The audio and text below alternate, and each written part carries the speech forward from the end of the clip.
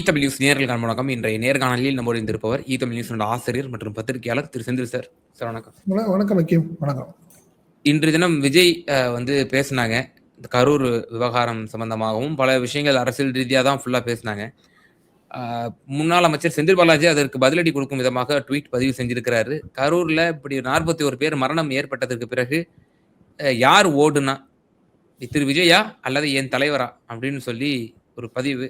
இந்த பதிவு எப்படி பாக்குறீங்க? கிட்டத்தட்ட தேர்தலுக்கு முன்பு பிரச்சாரத்துக்கு, அதாவது மக்கள் சந்திப்புன்னு வந்த விஜய் கிட்டத்தட்ட 41 பேர் இறந்தது இது எல்லாத்துக்கும் நல்லா தெரியும். இதன் தொடர்ச்சியாக பார்த்தீங்கன்னா பிரச்சாரத்துக்கு கூட அவர் வரல. கரூர் மாவட்டத்துக்கு பிரச்சாரத்துக்கு வரவில்லை. தேர்தல் முடிந்து கிட்டத்தட்ட 2 மாதம் ஆகுது. இன்றைய தினம் அவர் வந்து கரூருக்கு வந்தார்னு வச்சுக்கோங்களேன். கரூருக்கு வந்தவர் கரூர் சம்பந்தமாக சம்பவம் தொடர்பாக பார்த்தீங்கன்னா 2-3 விஷயம் அவர் பேசினது வந்து ஒரு கான்ட்ரடிக்ஷன் ஆகிருக்கு. குறிப்பாக பார்த்தீங்கன்னா ஃபஸ்ட்டு இந்த சம்பவத்துக்கு காரணமே போலீஸ் அப்படிங்கிற மாதிரி அவரும் ஒரு வார்த்தையை சொல்லியிருக்காரு. ஏற்கனவே 2-3 நாட்களுக்கு முன்பு அமைச்சர் ஆதவ அர்ஜுன் இதே மாதிரி பேசியிருந்தார். எங்களுக்கு கரூரில் ஒரு கணக்கு வழக்கு இருக்குது, அங்கே என்ன நடந்துச்சு, உதயநிதியை முதல்வர் ஆக்கிறதுக்காக போலீஸை வச்சு எங்கள் ஆட்களை 41 பேரை கொலை பண்ணாங்க அப்படின்னு ஒரு வார்த்தையை சொன்னார். அது சம்மந்தமாக உச்சநீதிமன்றத்துக்கு திமுக மனு செய்தது, அப்புறம் ரிஜெக்ட் ஆனதெல்லாம் எல்லாத்துக்கும் தெரியும்னு வச்சுக்கோங்களேன்.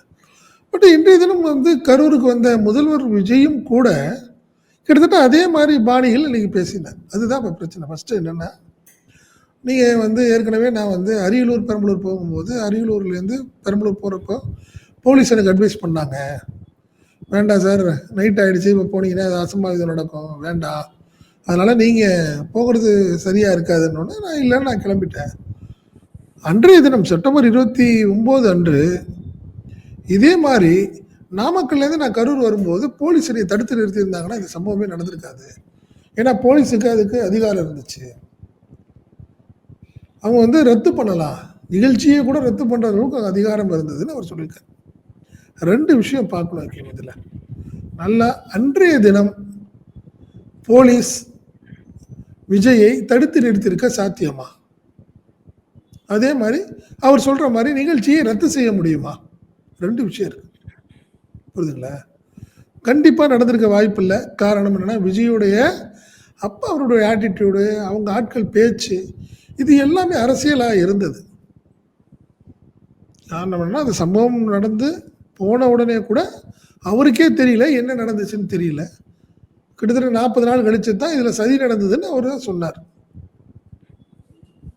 41 பேர், இத்தனைக்கும் அவருடைய கூட்டத்துக்கு வந்து 41 பேர் இறந்து தெரிந்தும் கூட அவர் நிற்காம ஓடிட்டார். அது எல்லாத்துக்குமே கடுமையாக விமர்சனம் வந்ததுன்னு வச்சுங்களேன். பட் இன்னைக்கு என்ன அவர் சொல்றாரு, போலீஸ் அனுப்பியிருந்தா அந்த சம்பவத்தை தடுத்து நிறுத்திருக்கலாம்னு ஒரு வார்த்தை முதல்வர் சொல்றார். அதில் என்ன விஷயம்னா, போலீஸ் இது சம்பந்தமாக அவங்களுக்கு அறிவுரை செய்தது அப்படிங்கிறத அன்றைய ஏடிஜிபி டேவிட்சன் ஆசீர்வாதனுடைய பேட்டி. 3 நாட்களுக்கு பிறகு தலைமைச் செயலகத்தில் கரூர்லேயே நடந்திருக்கு. அப்போ பார்த்தீங்கன்னா கரூர் கலெக்டர் இருக்கிறாரு, எஸ்பி இருக்காங்க, ஐஜி இருக்காங்க, எல்லாம் இருக்கும்போது டேவிட்சன் சார் பேசுகிறார். டிஎஸ்பி லெவலில் நாங்கள் ஆஃபீஸர்ஸை நாங்கள் அவருக்கு சொன்னோம், வேண்டாம், ஒரு 50 அடிக்கு முன்னாடியே நிறுத்தி நீங்கள் பேசுறீங்கன்னு சொன்னதை அவங்க கேட்கல, ஆர்கனைசர்ஸ் கேட்கலன்னு அவர் ஒரு வார்த்தை அன்னைக்கே சொல்கிறார். இப்போ விஜய் இதை சொல்கிறது இது கான்ட்ரடிக்ஷனான ஒரு விஷயம். அதன் தொடர்ந்து அவர் பேசும்போது தான் செந்தில் பாலாஜி விமர்சனம் பண்ணுறாரு. கரூரில் ஒருத்தர் இருக்காரு, இங்கே ஓடுறாரு ஓடிக்கிட்டே இருக்காரு, ஓடு ஓடு ஓடுன்னு அவர் ஒரு பாட்டும் பாடுறார். அதன் தொடர்ச்சியாக தான் இப்போ செந்தில் பாலாஜி ஒரு ட்விட்டரில் ஒரு அறிக்கை, அன்றைய தினம் ஓடியது யார் அப்படின்னு சொல்லி அவர் சொல்லியிருக்காரு. என்ன சொல்றாரு, சிஎம் அப்போதைய சிஎம் ஸ்டாலின் வந்தார், என்ன நிவாரணத்துக்காக உடனே வந்தவர் ஜிஹெச்சில் பாதிக்கப்பட்டவங்களையும் பார்த்தாரு, அதுக்கு என்ன செய்யணுங்கிறத இமீடியட்டாக கலெக்டர் ஆஃபீஸர்ஸுக்கெல்லாம் அட்வைஸ் பண்ணார். ஆனால் நீங்கள் தான் ஓடுனீங்க, ஓடுன்னு ஒன்று நீங்கள் தான், நாங்கள் ஓடலை அப்படின்னு. அந்த விஷயத்துலையும் விஜய் பேசியது ஒரு கான்ட்ரடிக்ஷன். என்ன காரணம்னா, செந்தில் பாலாஜி மீது ஒரு வழக்கு போட்டாங்க. அந்த வழக்குல முன்ஜாமீன் வாங்கிட்டார். 2 நாளைக்கு முன்னாடியே முன்ஜாமீன் வாங்கிட்டார். அவர் ஒழியவில்லை. இப்ப வெளியே தான் இருக்காரு. இப்படி ஒரு சூழ்நிலையில ஏன் விஜய் வாண்டனா அந்த விஷயத்தை பேசினாரு அப்படிங்கிறது தான் இன்னைக்கு கரூரில் உள்ள பலருக்கும் ஒரு குழப்பமா இருக்கு. செந்தில் பாலாஜி விமர்சனம் பண்ணுங்க, அதெல்லாம் வேற விஷயம். ஓடி ஒளியிறாரு அப்படின்னு ஒரு முதல்வர் பேசுறாருன்னா ஓடி ஒளியிற மாதிரி ஒரு சூழ்நிலை ஏற்படுத்துறாங்களா? ஒரு முதல்வரே ஒருத்தரை வந்து எதிரியா பார்க்குற அளவுக்கு செந்தில் பாலாஜியை ஏன் அப்படி பார்க்கணும்? அப்படி என்ன பிரச்சனை அவங்களுக்கு? ஏன்னா ஆதவார்ஜுனும் ஒரு வார்த்தை சொல்றாரு. என்ன சொல்றாரு? ஒரு கணக்கு வழக்கு இருக்குன்னு அவர் அன்னைக்கு சொல்றாரு. இன்னைக்கும் பார்த்தீங்கன்னா முதல்வரும் அந்த ஒரு வார்த்தையை சொல்லிட்டு போறாரு. அதுதான் இப்போ வந்து அரசியல் விமர்சகர்கள்லாம் சொல்றாங்க, ஒரு முதல்வருக்கு இது அழகல்ல. அவர் ஒரு எம்எல்ஏ, ஒரு முன்னாள் அமைச்சர். அவர் தவறு செய்தால் போலீஸ் நடவடிக்கை எடுக்க போது அரெஸ்ட் பண்ண போறீங்க. பட்டு அதை விமர்சனம் பண்ற அளவுக்கு நீங்க ஏன் இறங்குறீங்க? அப்போ உங்களுக்கு ஈக்குவலா செந்தில் பாலாஜி நீங்க பாக்குறீங்களா? பயப்படுறீங்களா? நீங்க ஒருத்தர் ஈக்குவலான ஆட்களை தான் விமர்சனம் பண்ணுவாங்க. அதனால மாற்ற கருத்து கிடையாது. அதாவது கடந்த திரு ஆதவர்ஜனா கூட ஏன் அவர் வந்து ஓடினாரு அப்படின்னு சொல்லும்போது கூட காவல்துறை தான் அவரை வந்து கடத்திட்டு போச்சு அப்படின்ற மாதிரி சொன்னாரு. இதுல இந்த பேச்சு நம்ம எதிர்பார்த்தோம், இவர் ஏதாவது ஒரு விளக்கம் கொடுப்பாரு, நான் வந்து அந்த சபையில ஏன் இல்ல அப்படின்னு இது பண்றதுக்கு அப்படின்னு சொல்லி விளக்கம் எதிர்பார்த்தோம். ஆனா அது வந்து விளக்கமே கொடுக்கல. மாறாக வந்து ரொம்ப கடுமையான சொல்லாடல்களோட வந்து அவர் பேசினதை அதுதான் சொல்றேன். நான் ஏன் போனேன், என்னை வந்து விமர்சனம் பண்றீங்க, நான் ஓடிட்டேன்னு சொன்னீங்களேன்னு சொன்னவர் ஏன் ஓடினேங்கிறதுக்கு ஒரு விளக்கம் சொன்னாரா? சொல்லுங்க பாப்பா. இல்லைங்க, நீங்க ஒரு சிஎம் வந்து பேசும்போது சில விஷயங்களை தெளிவுபடுத்திட்டு போகணும். இன்னைக்கு இந்த 41 பேர்ல 37 பேருக்கு வந்து அரசு வேலை அவங்களுக்கு பாதிக்கப்பட்ட குடும்பத்தினருக்கு வழங்கப்பட்டிருக்கு. அது ஒரு பெரிய கான்ட்ரடிக்ஷன் ஆயிருக்கு, பெரிய லெவல்ல. காரணம் என்னன்னா, உங்களுடைய நிகழ்ச்சி, உங்க கட்சி நிகழ்ச்சிக்கு வந்து பாதிக்கப்பட்டு இறந்தவருக்கு நீங்க அரசு வேலை கொடுக்குறீங்கன்னா, இதுல ஏதோ பெரிய லெவல்ல சதி நடந்த மாதிரி நீங்களே ஒரு இமேஜை ஏற்படுத்துறீங்க. அதுக்கு ஒரு முற்றுப்புள்ளி வைக்கலங்கிறேன் நான். 41 பேர் இறந்தாங்க, நிவாரணம் கொடுத்துட்டீங்க, முடிஞ்சிச்சு. பட் இப்போ தொடர்ந்து என்ன பண்ணுறீங்க, அதை வச்சு அடுத்த கட்டத்துக்கு அரசு வேலை கொடுக்குறீங்க. அது விமர்சனம் பண்ணும்போது அதை தொடர்ந்து அதை வச்சு அரசியல் பண்ணணும்னு நினைக்கிறீங்க. ஒரு நினைவு தோணுங்கிறீங்க, அதை நினைவு சின்னம்ங்கிறீங்க, அதை நீங்கள் அங்கே வைக்கணும்னா இதில் என்ன அரசியல் தானே. இதை வைத்து அரசியல் செய்கிறதுக்கு ஏன் இந்த அளவுக்கு டிவி கேட்க வேறு சப்ஜெக்டே இல்லையா அப்படின்னு மக்கள் கேட்பாங்கல்ல. எவ்வளோ விஷயம் இருக்குது. இந்த நடந்த சம்பவத்துக்கு யார் காரணம் அப்படிங்கிறதுல 90% பேருக்கு விவரம் தெரியும். அதை முதல்வர் விஜய்க்கும் கூட தெரியும். பட் இன்னைக்கு அவர் வேற மாதிரி போறாரு. சதின்னு சொல்லிட்டு இருந்தவர் இன்னைக்கு போலீஸ் அதை நினைச்சிருந்தா தடுத்திருக்கலாம்ங்கிற அடுத்த சப்ஜெக்டுக்கு வந்திருக்காரு. அப்ப என்ன சொல்ல வர்றாங்க, இந்த போலீஸை வைத்து திமுகவில் உள்ள சிலர் வேணுனே விஜயை கொண்டாந்து உட்கார வச்சு இந்த சம்பவத்தை நடத்தின மாதிரி ஒரு இமேஜை ஏற்படுத்துறாங்க. என்னை பொறுத்தவரை இது ஒரு சீப்பான அரசியலாக தான் நான் பார்க்குறேன், ஒரு மலிவான அரசியலாக பார்க்குறேன். சம்பவம் நடந்துருச்சு, முடிஞ்சிருச்சு. எங்க தூத்துக்குடி சம்பவமே மிகப்பெரிய சம்பவம். அதுக்கு கூட இவ்வளோ பெரிய தொடர்ந்து வருஷக்கணக்காக அதை பற்றி பெருசாக அரசியல் பண்ணலை. துப்பாக்கி சூடு நடந்தது, அதுக்கு விசாரணை குழு போட்டாங்க. அந்த விசாரணை குழு இப்போ வந்து சொல்லியிருக்காங்க. அதன் தொடர்ச்சியாக பாதிக்கப்பட்ட மக்கள் சொல்லி கொடுத்த சாட்சியங்கள் அடிப்படையில் போலீஸார் வந்து இன்னைக்கு பாதிக்கப்பட்டிருக்காங்க, கைது செய்யப்பட்டிருக்கிறார்கள். அவங்க மீது கொலை வழக்கு பதிவு செய்யப்பட்டிருக்கு. ஏன் நீங்கள் இதை பண்ணியிருக்கலாமேங்கிற நான் இந்த சம்பவத்து சம்பந்தமாக உங்களுக்கு ஆதாரம் இருந்திருந்தால், இல்லை இப்போது இருந்தாலும் கூட நீங்கள் இது விரைவில் சிபிஐ விசாரணை விரைந்து பண்ணணும்னு ஒரு வார்த்தை சொல்ல மாட்டீங்களா? என்ன சொல்லணும், நடந்துருச்சு, நிறைய ஆதாரங்கள் கொடுத்துருக்கோம், சிபிஐ விசாரித்து எங்களுக்கு இம்மிடியட்டாக எங்களுக்கு செய்தால்தான் என்ன, நீங்கள் இதில் சதித்திட்டம் திட்டியவர்களை கைது செய்து பண்ணாதான் சரியாக இருக்குங்கிற ஒரு வார்த்தை வரல. இப்பையும் கூட அதை அப்படி இழுக்கிறீங்க, போலீஸ்ன்னு சொல்கிறீங்க. ஏன் அதை தான் இப்போ செந்தில் பாலாஜி விமர்சனம் பண்ணுறாரு. என்ன பண்ணுறாரு, அன்னைக்கு நீங்கள் இல்லை பாதிக்கப்பட்டவங்களை பார்க்காம ஓடி போயிட்டு இன்னைக்கு ஒரு புதுசாக ஒரு கதை சொல்கிறீங்களேன்னு கேட்குறாரு. அது நியாயம் இல்லை. கரூர் சம்பவத்தை வைத்து எவ்வளோ நாள் அரசியல் பண்ணுவீங்க? ஒரு வருஷம் முடிச்சிட்டீங்க, திருப்பியுமா இடைத்தேர்தலுக்கு அதை பயன்படுத்த ட்ரை பண்ணுற மாதிரி தெரியுது. அதுதான் இன்னைக்கு வந்து திமுக கடுமையாக விமர்சனத்தை பண்ண ஆரம்பிச்சிருக்கு. இப்போ நீங்கள் வந்து நீங்கள் கரூருக்கு வேற மாதிரி ஆக்கப்பூர்வமான விஷயங்கள் பேசி பண்ணியிருந்தா பரவாயில்ல. திருப்பியும் கரூருக்கு வந்து அதை ஞாபகப்படுத்தி அதை அரசியல் பண்ணிட்டு போறீங்க. அது வேண்டாம்ங்கிறது தான் இன்னைக்கு செந்தில் பாலாஜியோட அறிக்கை அதை சொல்லுது. மறந்துடு, நீங்களும் இது தப்பு பண்ணிருக்கீங்க, ஓடிட்டீங்க. இப்போ அதை பேசுறதுக்கு நீங்க வந்து தகுதி இல்லைங்கிற மாதிரி ஒரு வார்த்தையை அவர் சொல்றாரு. இப்போ இப்போ எங்களை சொல்றீங்க. இடைத்தேர்தலுக்காக இப்படி ஒரு அரசியல் பண்ணிருக்காருன்னு நம்ம பார்த்தோம். கடைசியா சொல்லி முடிக்கும்போது அப்படிதான் சொன்னாரு. இடைத்தேர்தல்ல தீய சக்தியை தீர்ந்து போன சக்தியை வெளுத்து வாங்கிருங்க மக்களே அப்படின்னு சொன்னாரு. ஏங்க ஆனா அவருக்கு முன்னாடி என்னன்னு தெரியல, அவருக்கு என்ன ஆச்சுன்னு தெரியல. சொல்லி சில மணி நேரங்கள்ல நீதிமன்றம் 5, தடை 6 தொகுதிகளுக்கு வந்து இப்ப இடைத்தேர்தல் நடத்தக்கூடாதுன்னு சொல்லி தடையும் விதிச்சிருக்கத பாக்குறோம். ஆமாங்க. அதான் நீங்க பார்த்தீங்கன்னா அவங்கள வச்சுக்கிட்டே கிருஷ்ணாயபுரம் எம்எல்ஏ வந்து இடைத்தேர்தலுக்கு பிரச்சாரத்தை ஆரம்பிச்சிருக்காங்க. நீங்க வந்து மக்கள் பாதுகாப்பா இருக்கணும், பெண்கள் பாதுகாப்பா இருக்கணும்னா விசிலுக்கு வாக்களிக்கணும்னு அந்த அம்மா பேசுது. ஆமா. அவங்க பேசுறாங்க. அந்த எம்எல்ஏ அப்படி பேசுறாங்க. ஒரு முதல்வர் இருக்காரு. ம். சரி, இப்ப இது எல்லாமே அவங்க பிளான் பண்ணி தானே வந்த மாதிரி இருக்கு. இடைத்தேர்தல் பிரச்சாரத்துக்கு வந்த மாதிரி தெரியுது.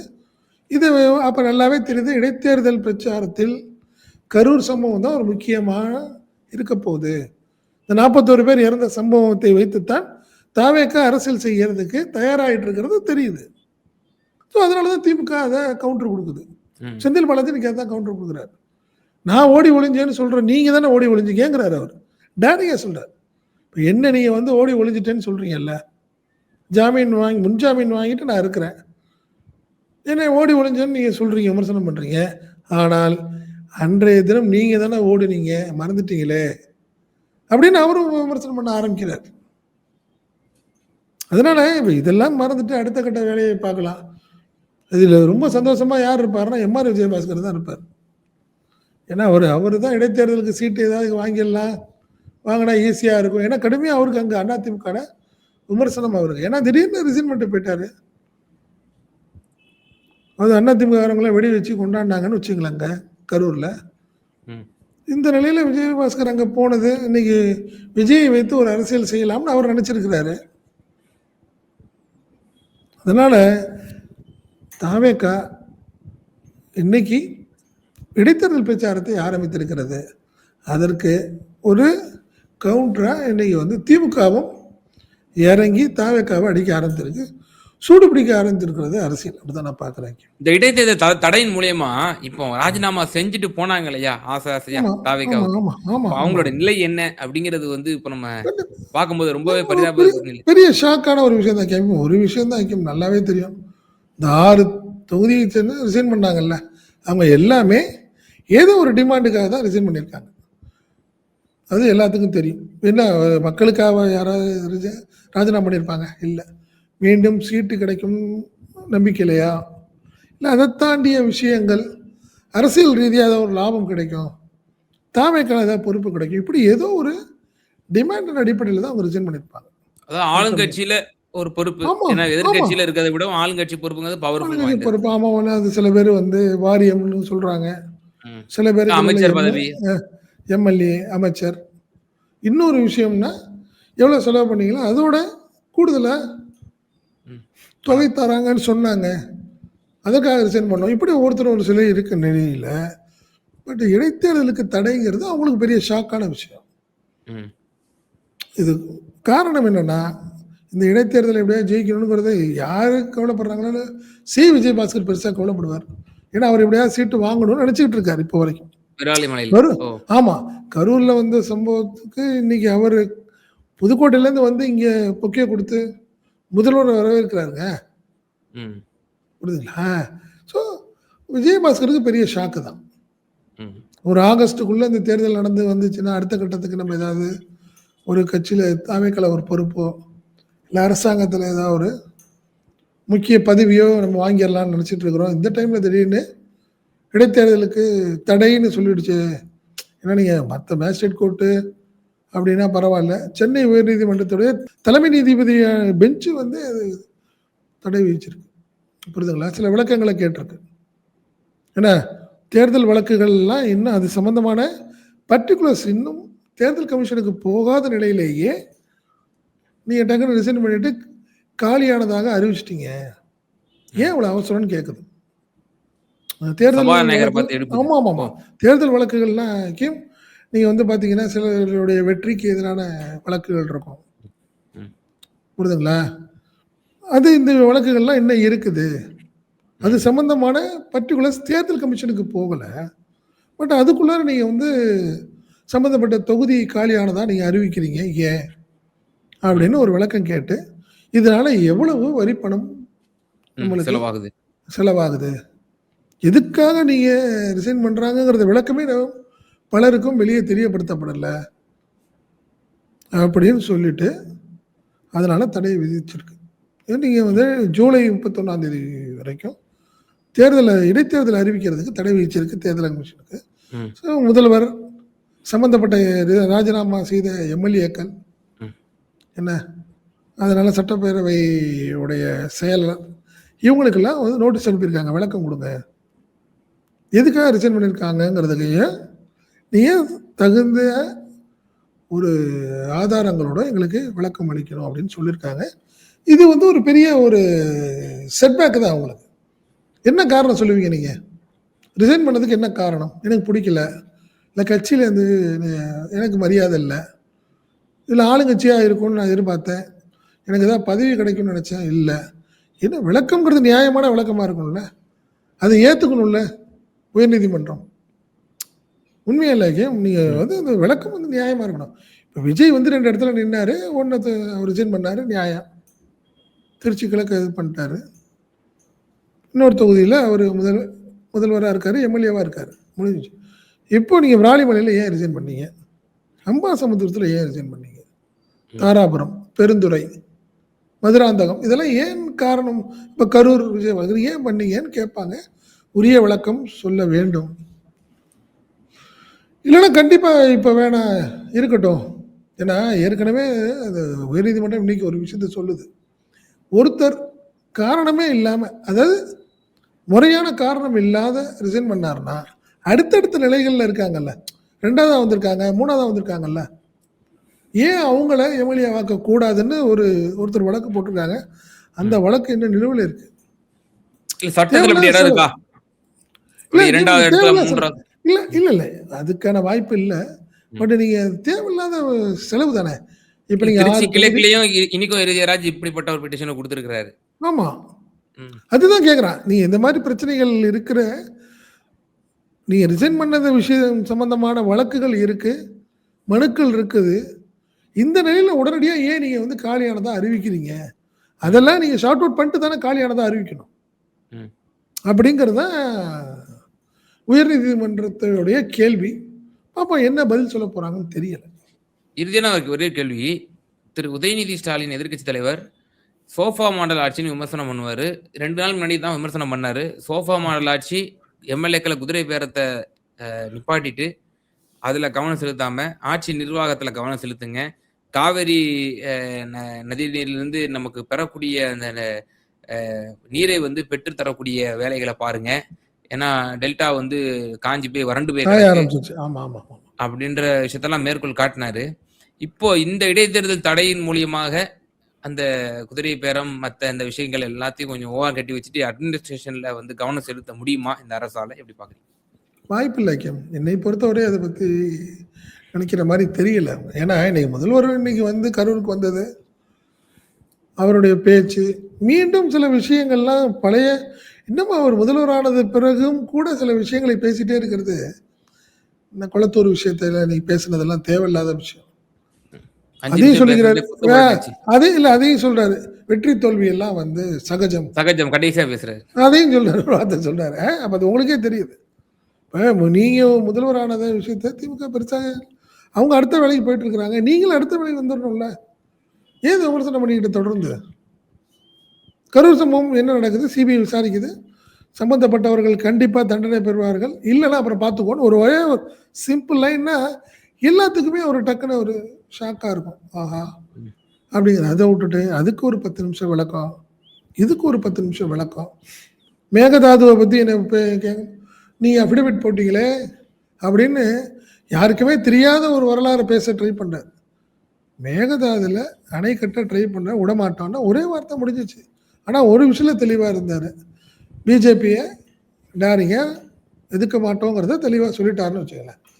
நீங்கள் அதனால் என்னை பொறுத்தவரை அரசியல் லாபங்களுக்காகத்தான் முதல்வருடைய இன்றைய மக்கள் சந்திப்புங்கிறது இருந்த மாதிரி நான் நினைக்கிறேன். மற்றபடி பெரிய லெவலில் கரூர் மக்களுக்கு இதனால் எந்த பிரயோஜனமும் இருக்குன்னா, புதிய திட்டங்களோ புதிய விஷயங்களோ எதையுமே அனௌன்ஸ்மெண்ட் இல்லை. நீங்கள் ஃபஸ்ட் டைம் வரீங்க கரூருக்கு வருவதற்கு சிஎம், நீங்கள் வழக்கமாக விட்ருங்க. ஜெயலலிதாவாக இருக்கட்டும், ஸ்டாலினாக இருக்கட்டும், கரூருக்கும் முதல் முறையாக முதல்வர் வந்திருந்தால் கண்டிப்பாக ஒரு 5000 கோடி 10,000 கோடிக்கு பல திட்டங்கள், தடுப்பணை விஷயமா இருக்கும், நீண்ட நாள் தேவைகள், நிறைய விஷயங்கள் பேசியிருப்பாங்க. அரசியல் பேசுவாங்க. பட் இந்த கரூர் மாவட்டத்துக்கு இதெல்லாம் பண்ண போகிறோம்னு சொல்லுவாங்க. பட் இதை ஒரு வார்த்தை கூட அதை பற்றி பேசல சிஎம். இதெல்லாம் மிகப்பெரிய ஏமாற்றம் தான் நான் பார்க்குறேன். பல்வேறு விவகாரங்கள்ல எங்க நேயர்களுக்கு ரொம்ப தெளிவா உங்களோட கருத்துக்களை பகிர்ந்தீங்க. ரொம்ப நன்றி. நன்றி.